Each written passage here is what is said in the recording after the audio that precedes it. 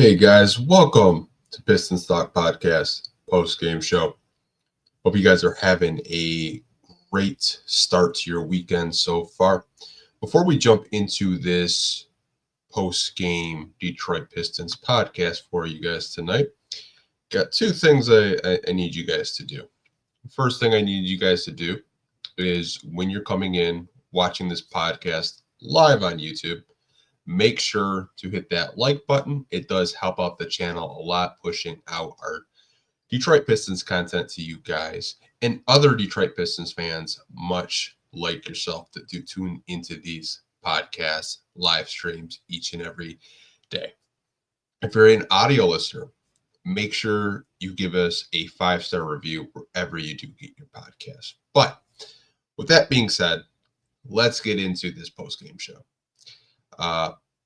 PSA for first thing. Tomorrow, if you guys didn't see it,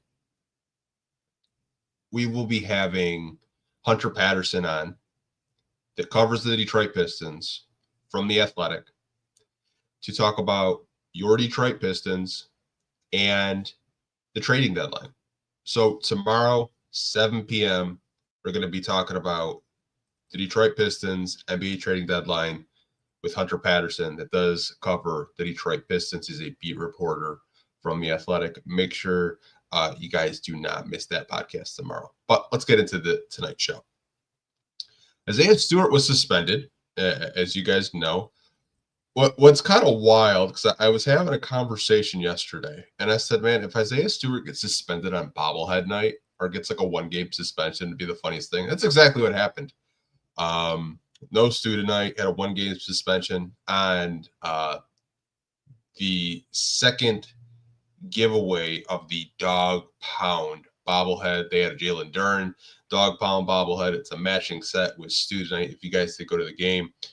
So there was no Stu tonight on his bobblehead night. That's some legendary type shit right there, if you do ask me. Having a one-game suspension, and you don't even get to be there for your game in the bobblehead. Which, some people sent me the bobblehead. It's actually pretty nice. But first quarter, it seemed like for the first 6.5 minutes, the Pistons were like really low energy. And that's kind of been the case with them throughout the season, is they don't always come out the gate ready to compete. But the last 5 minutes of the first quarter, they really woke up. JB took a timeout after the Pistons being down as much as 10 points. And they cut the deficit. And I really thought the second unit tonight, for a majority parts of this game, really helped the Detroit Pistons not only get leads back, but also play some great defense. They get this game within 5 points. Cade had 10 points in the first quarter. Tobias had 9. And Dallas had a small lead, 32-28 to end the first quarter. Going into the second quarter, the bench unit brought so much energy, tenaciousness. The defense really turned up for the Detroit Pistons. They had over a 30-point outburst in the second quarter alone. And Cade was the head of that snake. Malik Beasley as well. They had key moments in the second quarter. So when the Pistons go into halftime 62-58, it probably should have been 63 or 64-58, because Cade did get fouled about 2 seconds to end the second quarter, but the refs didn't call it. But hey, I didn't really think Cade would get more free throws just because he's an all-star. There's still times where he gets hacked. Like I felt like he could have had 50 tonight because he was getting grabbed and hacked throughout the night. But I don't think the superstar calls are gonna help him get to the free throw line now that he's an all-star. But that's neither here or there. Coming out of halftime, I thought this was a big tipping point for the Pistons. The defense was just crazy, especially in the third quarter. They held the Mavs for a good 5.5 minutes without scoring a single basket. I'm going to repeat that. 5.5 minutes without scoring a single basket.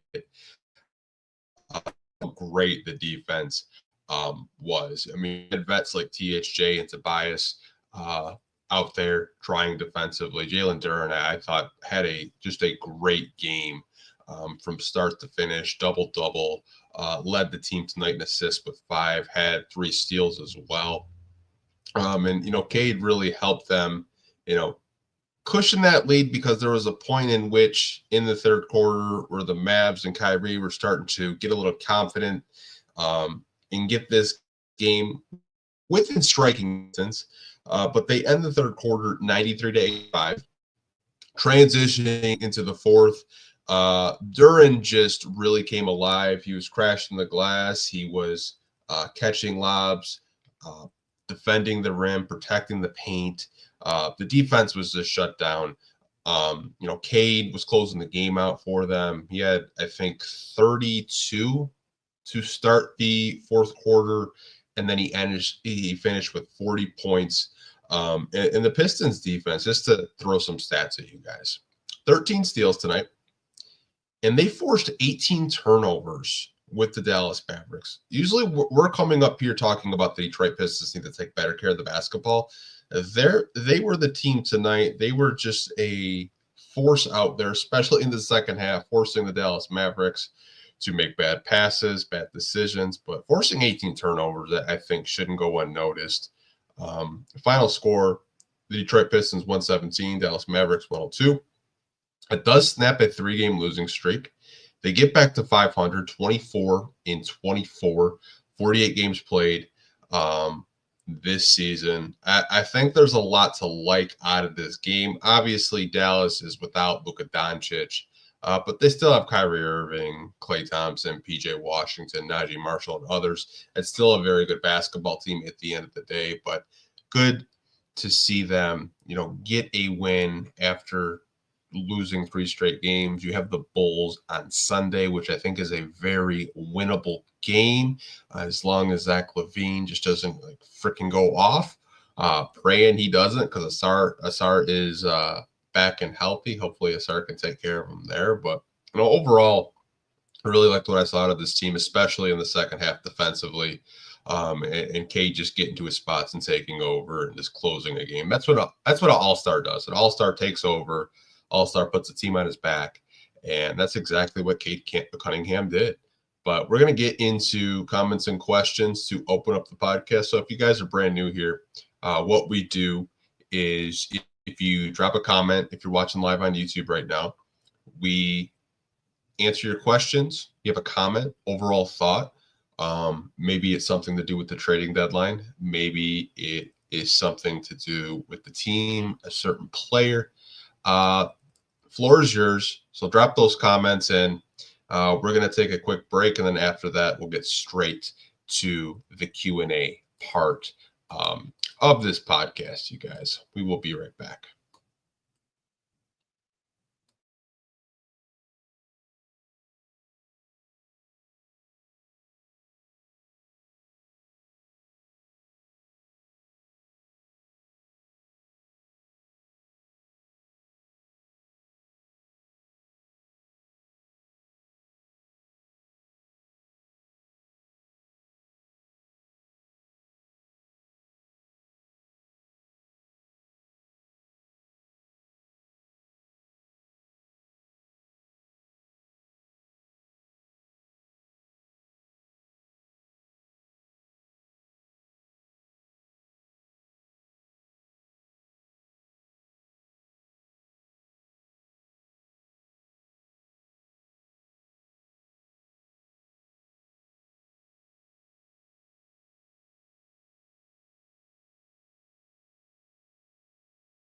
I swear, I've been doing podcasts for I don't know how long.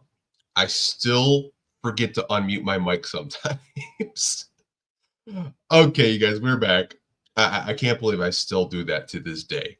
But we're going to get into the portion of the podcast for the next 10, 20 minutes or so of questions, comments, overall thoughts with tonight's basketball game. It's still just amazes me that I still forget to unmute my mic. I swear, amateur shit up here, man. I gotta get my shit together. First comment of the show is from Dolly. It says, glad we are not hearing Jared Goff chants. Love the defense tonight. Cade played like an MVP, and Tobias came up big. Yeah, I think you're not going to hear Jared Goff chants for quite some time, especially after what happened, having a bye week and then losing to the Commanders and then watching the Philadelphia Eagles run the football. Who knew it actually works? But great to see Cade Cunningham have that 40-point outburst, get those MVP chants, not once, but like 3 times throughout the game.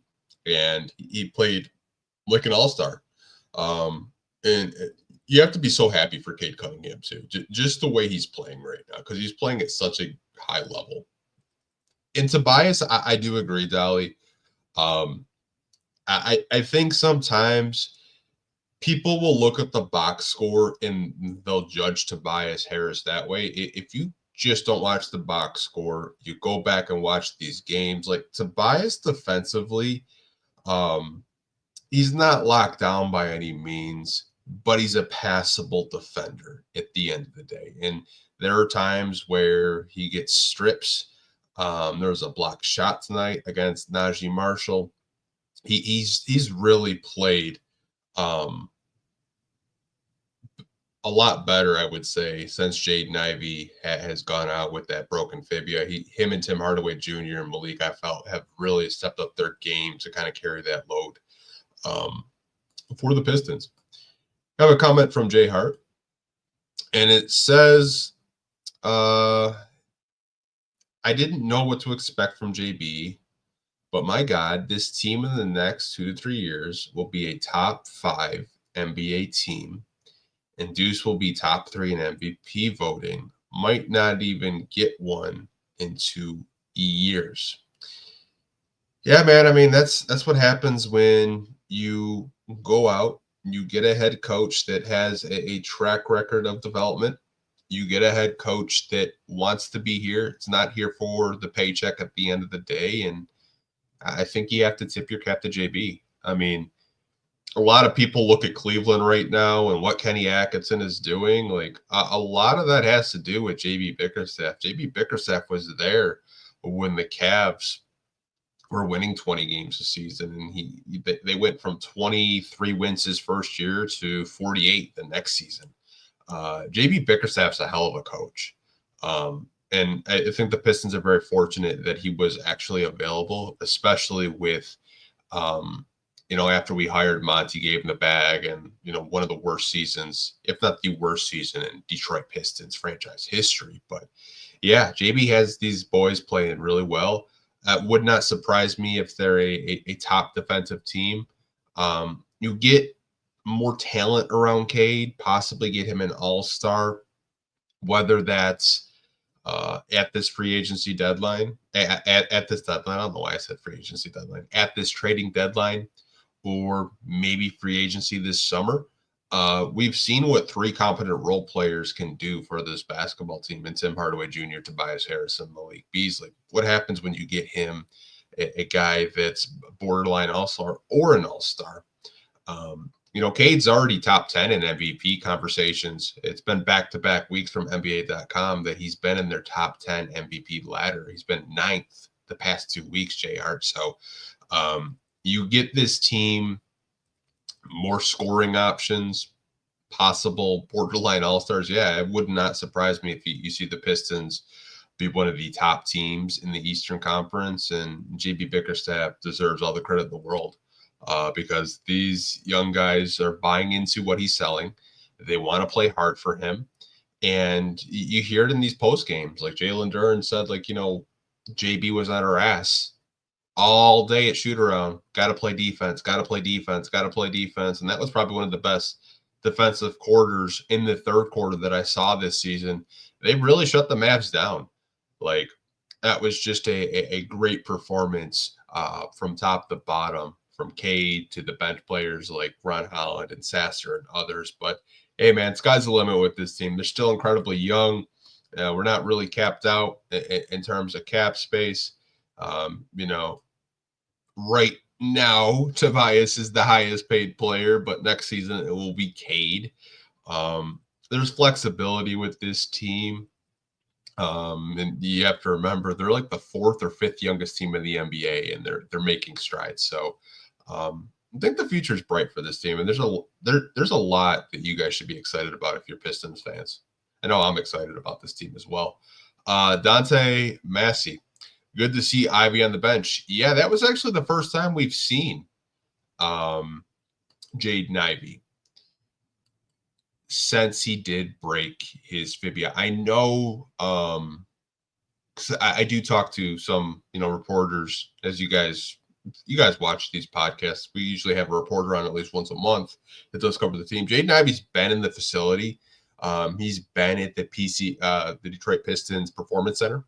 But this was the first time we did see Jaden Ivey on the bench.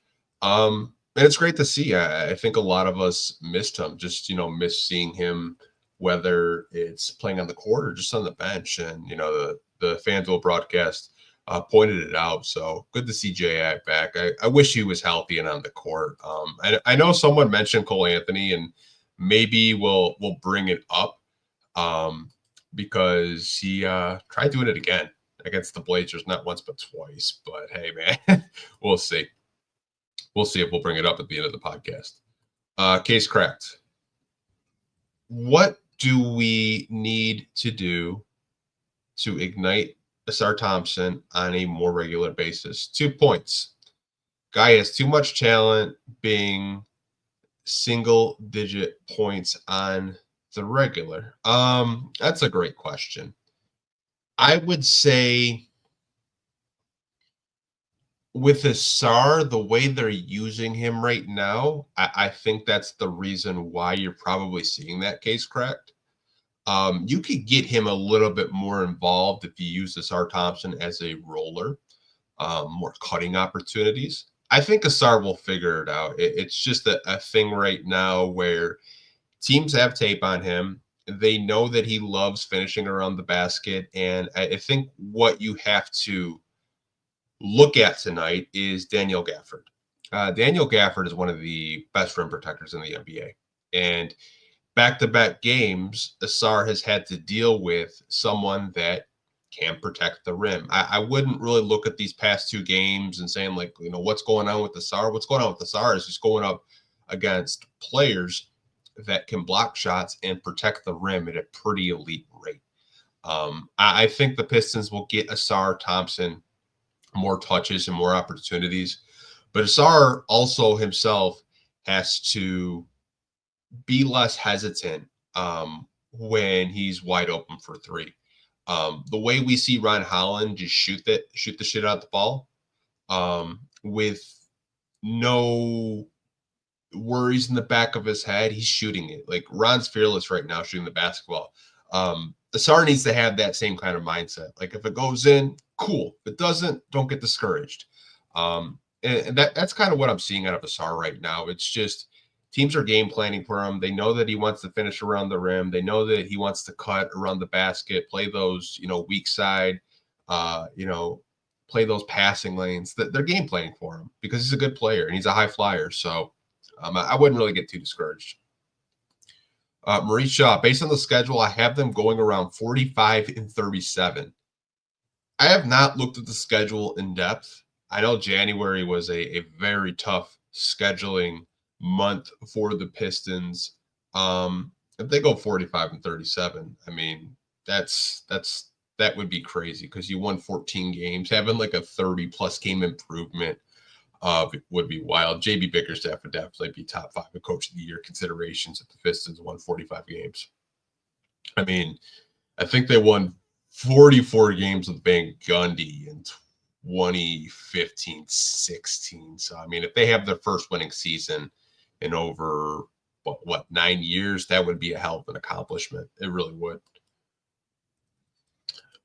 We got the Bulls and the Hawks next. Jalen Johnson out for the Hawks. Big loss for them. Kid was having a great season. Comment from Case Cracked. I agree. I saw the news earlier this week as well, Case, that Jalen Johnson will be out. That's their second best player. The Bulls were a winnable game, but we saw the Bulls earlier this season. Nikola Vucevic looked like Dirk Nowitzki out there, and Zach LaVine decided just to go on a 25-point heater against the Pistons in the fourth quarter. The Bulls are a winnable game, but the Pistons have to do their job and make sure that Vucevic isn't wide open from the perimeter, and they have to make sure they keep Zach LaVine in check throughout the night, and Kobe White and others. Because the Bulls, at the end of the day, they have talent. Obviously, they're the 10 seed right now, but they're still an NBA basketball team at the end of the day, so the Pistons can't sleep on them. They have to go out on Sunday and take care of business at the end of the day. Do you think people don't understand how far ahead of the schedule this franchise is and don't understand why Trajan is being patient when it comes to making moves since he's doing it for a playoff push? That's a great question, Mr. Zone. Yes, I think some people get very impatient, especially, like, I'll use this player as an example. Like, there are some Pistons fans. I'm not labeling you guys. There's some. There's some in the fan base that really want Brandon Ingram, and I'm going to use this player as an example, right? Some Pistons fans want Trajan to go all in and get a Brandon Ingram. But I think what you have to look at past this season and past where the Pistons are currently at in the playoff standings is, what does the Pistons cap space look like next year with Cade's rookie max going into effect? Last year, if Tobias $26 million, you still got Stu for $16 million on the books. What do you do with Malik Beasley? You obviously want to re-sign him, but there are some restrictions there because you don't have his bird rights. You obviously want to have a shooter like that in the building because Cade loves playing with him. I think sometimes fans have tunnel vision and they get so fixated on a player like a Brandon Ingram, and they want the Pistons to just push all their chips in and try to get that next, second option. If you want to call it Brandon Ingram a superstar, you can, but like, I think sometimes fans get a little bit impatient, and I think you have to understand that this organization has 3 NBA championships. They've made 6 straight Eastern Conference Finals at one point, and they want to restore what this organization used to be. Like, this is a very proud fan base in Detroit, and I understand it from a fan perspective. You want to get back to competing in the playoffs, winning playoff series. I get it, but I think if you listen to Trajan in his introductory press conference, he told fans, we are not going to skip steps. Now, are the Pistons ahead in terms of like where they're at in contention in the Eastern Conference playoff race? Absolutely. I don't think Trajan thought that the Pistons would be a 500 club competing for a playoff spot right away. He said on FanDuel that we're way ahead of schedule. Now, just because you're ahead of schedule doesn't mean you're going to make a premature move and possibly trade a young prospect, possibly trade future draft picks that we really don't have, abundance of. We'd probably like to stock a couple first, maybe more future seconds. But I think sometimes fans do get a little bit short-sighted in things, Mr. Zone, but great question. I think we have to be a little bit patient, but also understand where this team is at. They're playing better basketball. They're exciting. Bare minimum, they're probably going to make the play-in tournament, possibly have a chance to win a play-in tournament game, and make the playoffs for the first time since 2018-19. So, I mean, there's a lot of things, positive and negatively, we can focus on this team. Is this team perfect? No. Is this team flawed? Absolutely. But Cade Cunningham is arguably having a, top 10. I would say you could put Cade Cunningham in, top 10 NBA conversations right now because that's just how he's playing. Might sound like a hot take because this is a Detroit Pistons podcast, but I mean, name me, 9 other players that you would put or give me your top 10 NBA players list, and I probably would put Cade in my top 10. And others, like he's just having such a phenomenal season. But appreciate the question, Mr. Zone. Lock Smart, wonder why Asar got snubbed on the Rising Star team. Well, he actually made the Rising Star team. Funny enough, Lock Smart. Initially he did not make this team, but there was some changes to it. Now, obviously, there could be injuries, there could be players that opted out. But we will see Asar Thompson in the Rising Star game.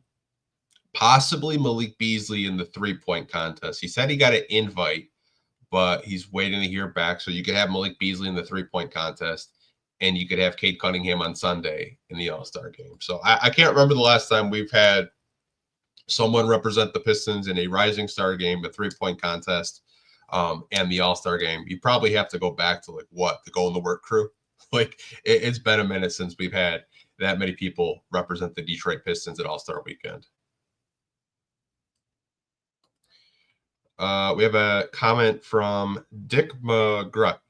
Once Jaden Ivey gets healthy and starts playing again, Pistons will have the best backcourt in the NBA. Ooh, I love it. Love this hot take. I think you could have conversations like the way Jaden Ivey was playing and the way Cade Cunningham was playing. You could definitely have conversations and debates of, who has the next great backcourt in the NBA. And I think the Pistons would definitely be in a lot of people's top 5 list. Because if Jaden Ivey is shooting the basketball the way he did this season, shot already over 40% from 3, getting to the basket, and being a 17, 18 point per game guard next to Cade, and the way Cade is playing, scoring 25 points a game, 9 assists, 6 rebounds, shooting 36, 37% from 3. Absolutely. The way that backcourt was playing, and they're incredibly young. You have to remember that. Cade's still 23. Jaden Ivey's 22, I believe. Pistons are in good hands with this backcourt. They're probably going to extend Ivey, give him a 5-year contract extension, lock that backcourt up for the foreseeable future. And you're going to have a young backcourt that can grow together and, possibly, give this team to the NBA Finals, try to compete for an NBA championship. But got to go baby steps. We got to see this team at least make the playoffs, and we can have, better opinions and better thoughts with how this backcourt could possibly be. But I love that. I love the confidence. I love the hot take. Definitely love it.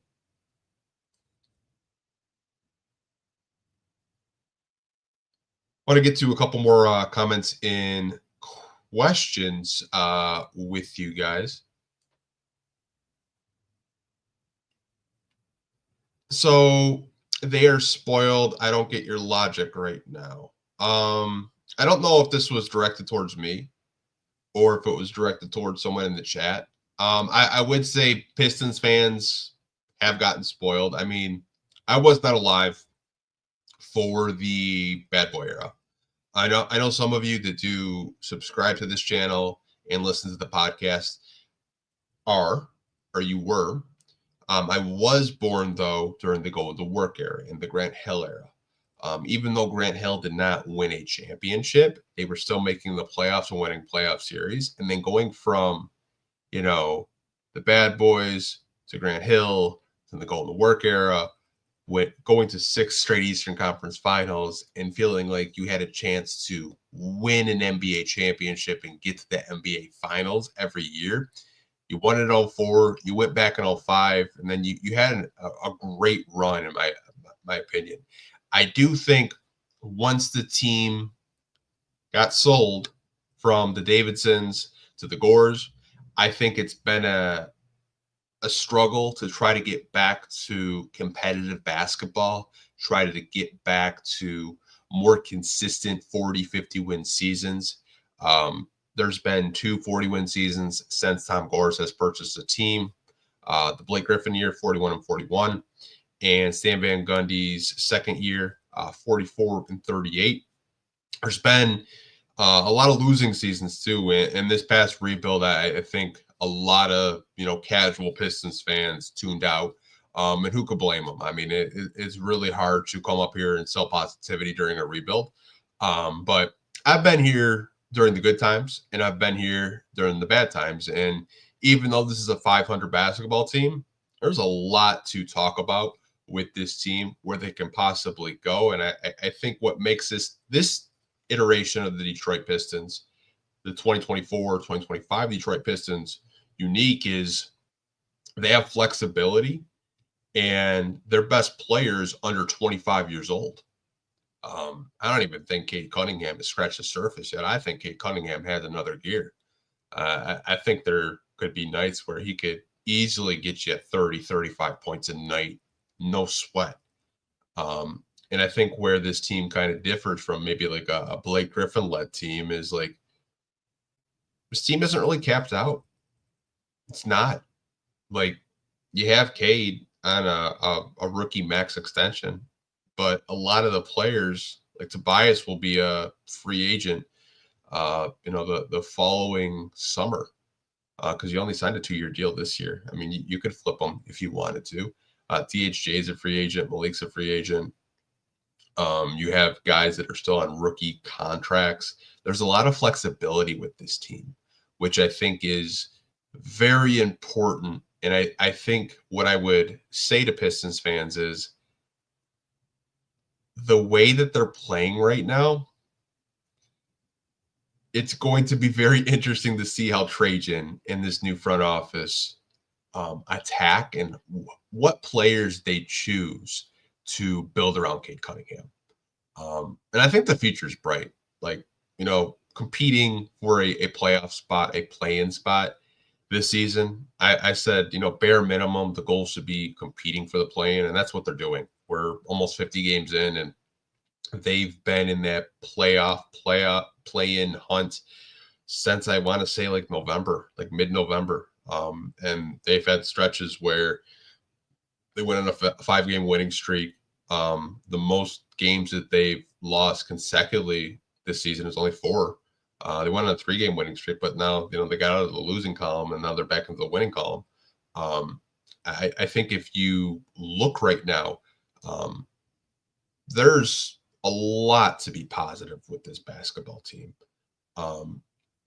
But it'll be very interesting to see what happens over the next week and what happens this summer in free agency and like how all in is this ownership group, Tom Gores, how all in is, Trajan Langdon, what pieces will he try to build around Cade Cunningham?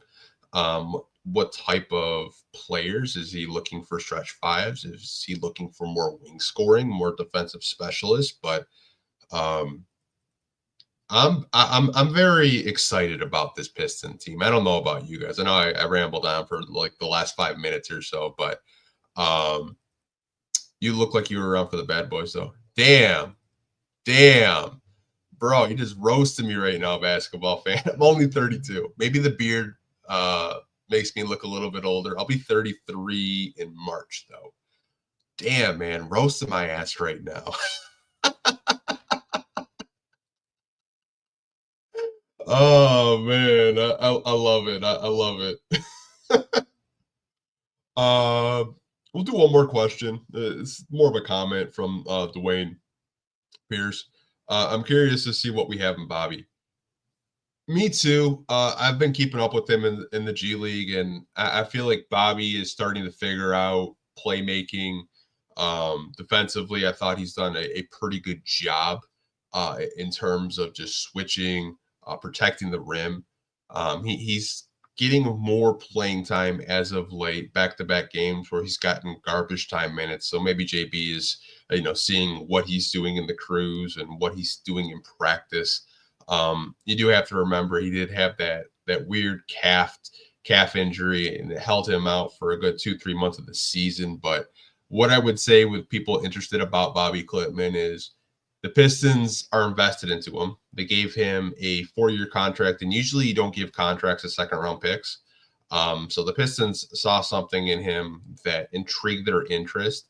At the end of the day, I mean, I think Bobby's another player that you should be excited about, a guy that can facilitate, pass, hit open 3-point shots. The only thing with him is like finishing at the rim, he needs to get better at. And I think a way in which he can get better at that is just getting a little bit more muscle in the off season, because even in the G League, some games I've watched, guys kind of get him away from the basket. But I think with him, he's a very fundamentally sound basketball player at the end of the day.